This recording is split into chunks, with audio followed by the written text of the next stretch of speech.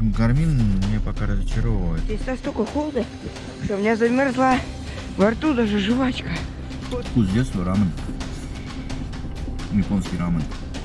Снег намело по самую шею.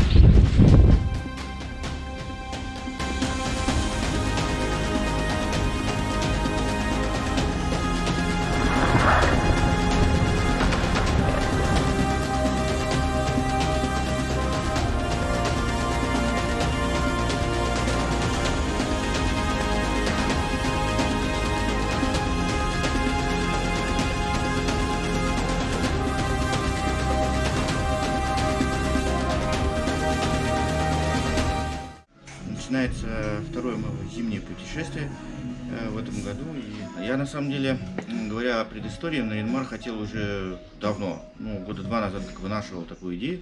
В эту поездку я иду не один, а с сыном. А куда мы едем? Мы едем на Нарьян-Мар. Ага. Там очень интересно и красиво. Ходят олени всякие. Наша основная задача увидеть оленей, северное сияние, просто узнать много новой информации. Продолжается день второй, между прочим, нашего путешествия на север. И самое интересное, что меня беспокоит больше всего, да, это проедем ли мы там или нет. Потому что на улице, смотрите, какая замечательная весна. Сколько там? -1. Ну, то есть -1, да. дождь со снегом, классика, да. То есть ощущение, что мы просто утонем сейчас, да. Ой-ой-ой-ой-ой. Нарьян-Мар. Что это было, пап? Решили перекусить недалеко от Великого Устюга. Ага. Ну, еще километров сколько? Нам 400 разменяли. 400. 400 до Сыктывкара. Мы хотели бы успеть местечко под названием Берримор, кстати. Очень достойное место, где можно поужинать неплохо. Лапша, кстати, японская. Крутая штука. У меня это вкус детства. Такая вот унылая история за бортом. Просто таскать надо. Да, мы хотим есть, а нам надо куда-то все время ехать. Вопрос в том, что здесь просто все растаяло, и впору не зимние сапоги таскать, а болотные резиновые сапоги. Я их не взял. Это название трудно произносится, если в первый раз нашел его на глади карт. А увидишь этот город, сам в песню просится Сыктывкар, Сыктывкар. В общем, трекер работал, перестал. Не знаю, может, зарядка села, не включается никак. Спутниковый трекер сейчас не работает. Ну, на зарядке стоит машина и не заряжается. Друзья, привет! Мы в местечке под названием Усть-Вымь. И сегодня второй день приключений по Коми. И вот сегодня первый такой холодный день. Как тебе Усть-Вымь? Мне нравится здесь, только холодно, безумно. Мы перекусим здесь или где-нибудь в другом месте? Саша, как всегда, волнует вопрос еды. Перекусим в другом месте. Усть-Вымь. Небольшое село неподалеку от Сыктывкара. Считается центром зарождения православия в Коми и Пермском крае. Здесь расположен Михаило-Архангельский мужской монастырь, основанный святителем Штефаном Пермским, а также несколько церквей. В Усть-Выме есть еще такой интересный флюгер. 15-метровая птица железная. Вот такая вот местная достопримечательность. Интересно, кстати, сделано так детально очень, если присмотреться. Что ты делаешь? Саша сказал, что он таких сугробов нигде больше не видел. How do you do? I'm fine. Ну, значит, еще поборемся. Саша, серегу подержи.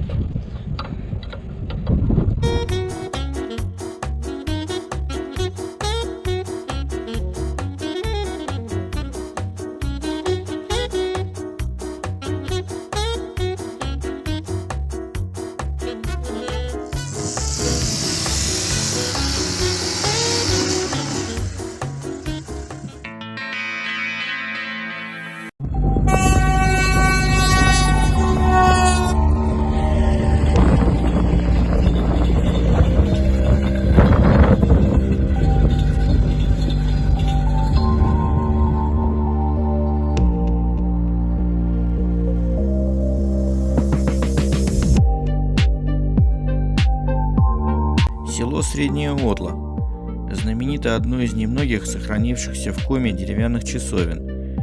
Несмотря на серьезный пожар, произошедший здесь пару лет назад, в деревне до сих пор можно увидеть много старинных рубленых изб.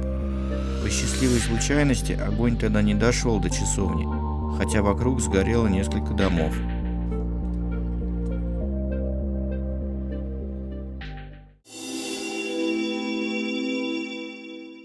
Друзья, привет, мы в Ухте. Ухта нас встречает солнечным днем и морозным утром. А позади меня такая интересная инсталляция 2D голова Владимира Ильича. Говорят, вечером она еще и подсвечивается.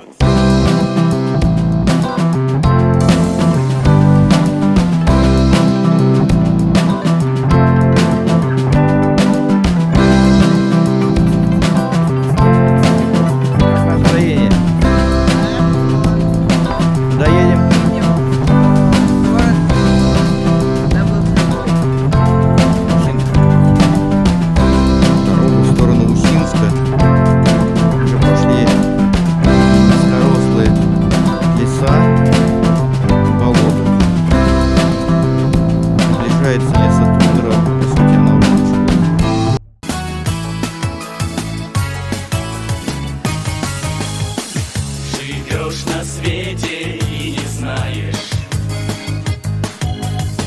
что есть такие города прекрасней всех красот на свете. В себя влюбляют навсегда. У Печоры-реки, где Уральские горы, на крутом берегу город дивный Печора, белым не спит. В общем, доехали мы до местечка, которое называется Усть-Лыжа. Это понтонная переправа через реку Лыжу. Тут встряли в такую пробочку. Смотри, вот мы сейчас вот здесь, да? Угу. Вот здесь нам надо пересечь лыжи. Да. Дальше мы пошли вдоль Печоры. Вот. Смотри, какая ровная переправа. Угу. Вот эту вот переправу даже на Мэпсме сейчас не рисует. Вот в Усть-Усу войти. То есть здесь Уса-река, она сливается с Печорой. Ну, это ее приток. А вот здесь мы дальше проходим, поворачиваем направо и уходим в Усинск. Потому что он находится на правом берегу. Как вот Печора находилась, так и Усинск. А выше, вот как раз, видишь, дорога, это мы до Усинска завтра, ну дай бог, до Усинска доберемся, поедем на Харигово, вот сюда наверх. Вот здесь вот начинается уже Заполярный круг. Так что фура застряла на переправе, так что сидим ровно.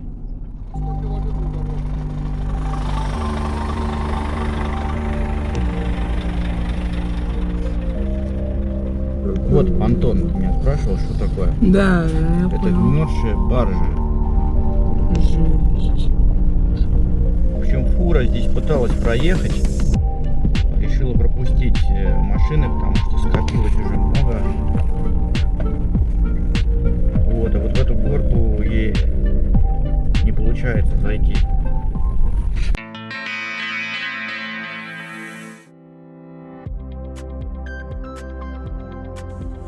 Город Усинск оказался на редкость уютным и приятным местом. Вечером здесь все здорово подсвечивается. Город совсем не мрачный и скорее напоминает Сургут, Нижневартовск. Такие нефтяные города с прямыми улицами и проспектами, только размером поменьше. Усинск, кстати, находится сильно в стороне от его промышленной части, где расположены нефтеперерабатывающие заводы и предприятия. Город находится на правом берегу реки Уса.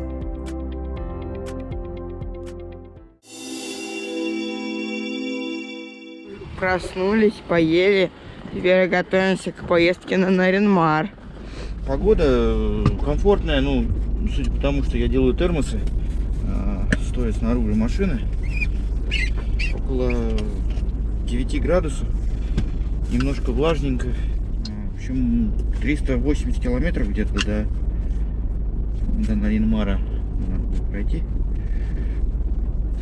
Из них там небольшой зимничек всего. Но вся остальная дорога, она тоже не асфальт совсем.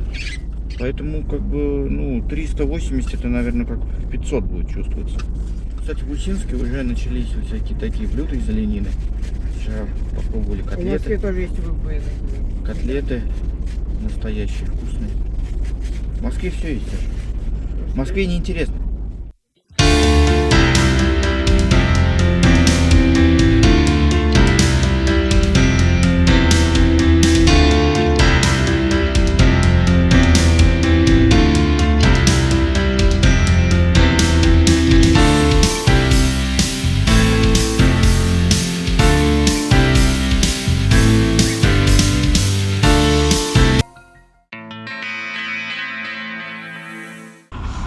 А как зовут?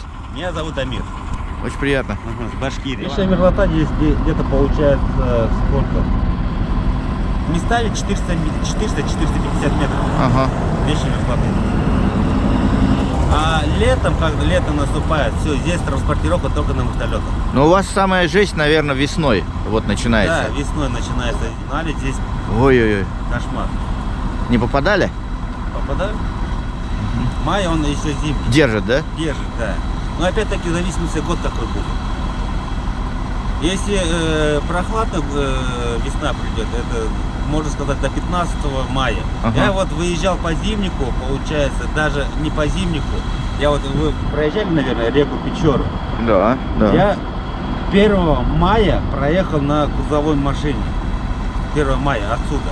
И еще открыто было. Еще открыто был зимний. В конце мая вот, лед уже трогается, потому что все равно прилив воды идет, он все равно это ломает.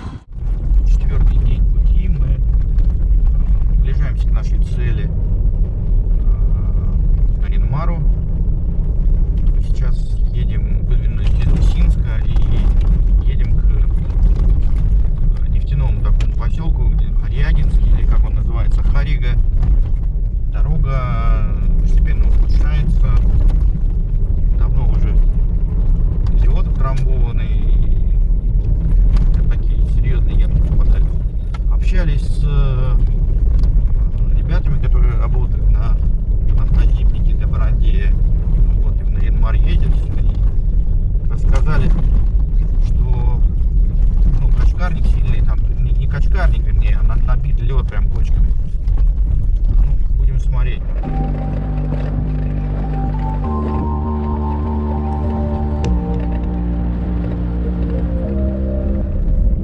Сплошные нефтепроводы. Езжаем к Хариге. Здесь все опутано просто трубами. Предприятиями нефтеперерабатывающими, добывающими скважины, бурение. И закончился лес совсем. Здесь уже тундра.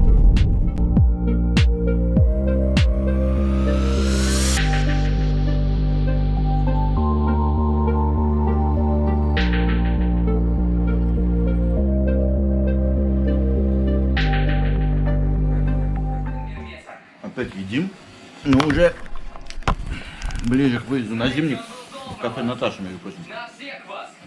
И хотел, чтобы вы уничтожили друг друга. В общем, мы доехали до Хариги, и тут последний очаг цивилизации до зимника. Сейчас надо стравиться, потому что там лед, кочки такие льда набитые. Немного стравимся, посмотрим, хватит этого или нет. Заправка Лукойл последняя перед Нарьян-Маром.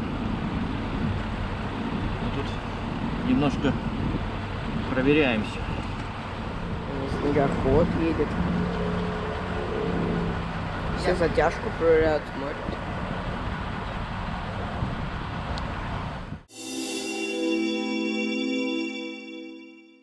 После Хариги какое-то время дорога идет по отсыпке с хорошим покрытием.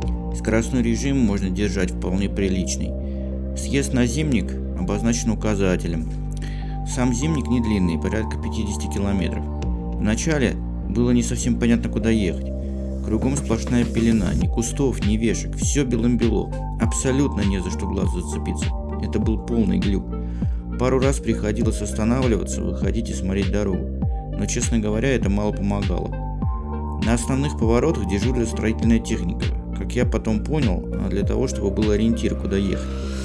Где-то на полпути на Зимнике есть пункт дорожников, небольшая бытовка и дизельная электростанция. И здесь можно укрыться в непогоду. После дорожников видимость улучшилась. Выглянуло солнце, появились вешки, стало видно дорогу.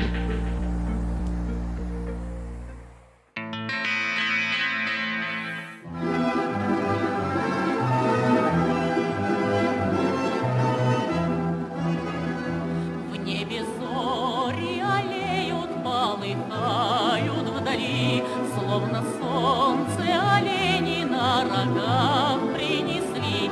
Нарьян-Мар, мой Нарьян-Мар,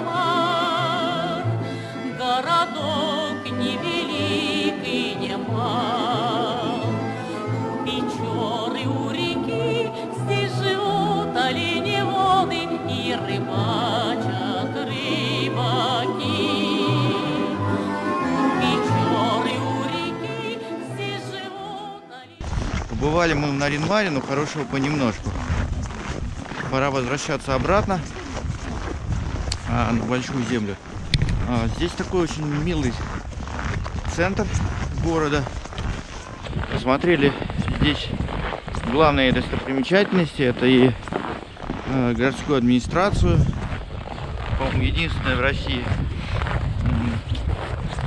деревянное сооружение. Там только центральная часть у него сделана из камня. А вот это здание главпочтамта тоже является историческим памятником здесь. Построено сразу после войны.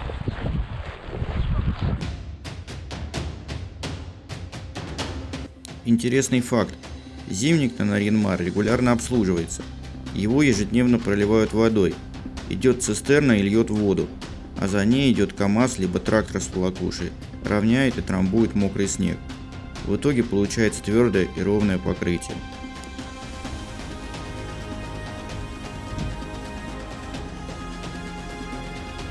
Это спуск к ледовой переправе через реку Печора. Выезд с переправы проходит по береговой кромке с резким заходом в крутой подъем. Именно здесь у сильно груженных грузовиков периодически возникают проблемы с подъемом в гору в зимний период.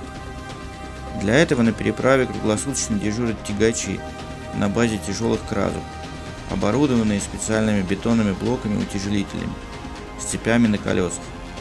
Подъем техники в гору, естественно, не бесплатный.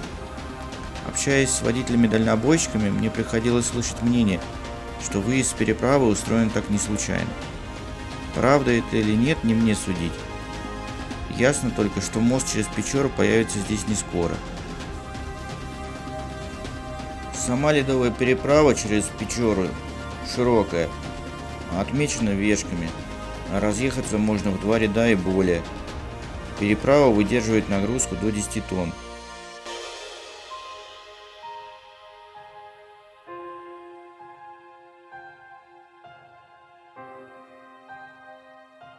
Мы на реке Лыжа. Не может зайти бензовоз наверх. Едем обратно уже в сторону Ухты. Полчаса стоим, ждем здесь. Непонятно, почему здесь тягачей не дежурят. У Печоры мы видели много тягачей подготовленных, которые затягивают грузовики. Здесь же вообще проблема. Вот тут недостроенный мост такой. Его строят.